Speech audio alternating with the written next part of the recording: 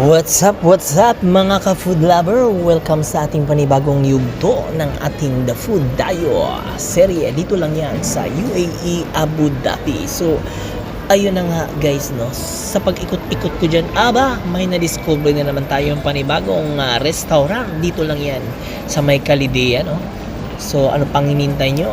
Tara, samahan nyo ako dito sa may Kenzo Japanese restaurant ng Khalidiyah, Abu Dhabi. So, ayun na nga guys. At sa pagpasok natin dyan, ito yung bumungad sa atin guys na mala hotel at lakas makasosyal, no? In fairness sa kanila guys, maaliwalas, maliwanag at syempre napakalinis guys. At ito lang yung napapansin ko dito, yung ambience nila dito guys. Malakas talagang makasosyal guys, no? Kaya ano bang gagawin natin? Ilibot ko muna kayo dito sa kanilang munting dining, no? So, meron silang TV for entertainment while waiting sa order nyo. At the same time, na-check ko rin yung lamesa nila talaga guys. Napaka-organized at talaga namang looking inviting talaga siya guys. So, hindi nito pala ang loob ng kanilang restaurant guys. So, there is a lot of delicacy na pwede lang i-serve dito guys. Syempre, authentic Japanese yan guys. So, ayun na nga guys, no? Habang hinahalo po ng aking butihing asawa, yung tinatawag nilang tom yum ramen. So, syempre, ano pang hinihintay natin? Tikman na natin yan. At sa pagtikim ko niyan guys, no?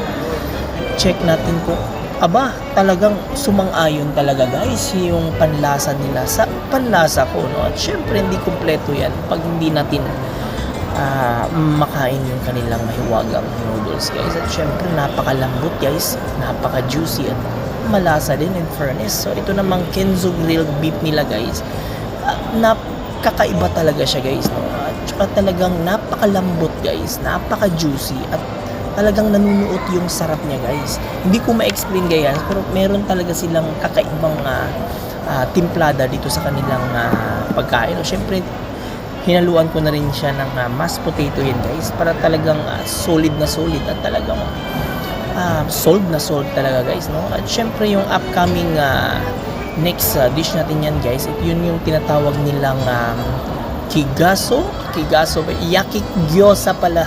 Sorry naman. So, at masarap din siya guys, no? In fairness napakasarap talaga guys. So, talagang worth it talaga. Bisita na kayo dito sa may Khalidiyah, no? So, dito lang yan sa Kenzo Japanese restaurant guys. At nga pala guys, ito yung bigay nila na bonus. I mean, parang free siya, no? Kasi nga, first time namin kumain dun sa kanila. At syempre, parang nafe-feel ko rin na talagang welcome kami dyan guys, no?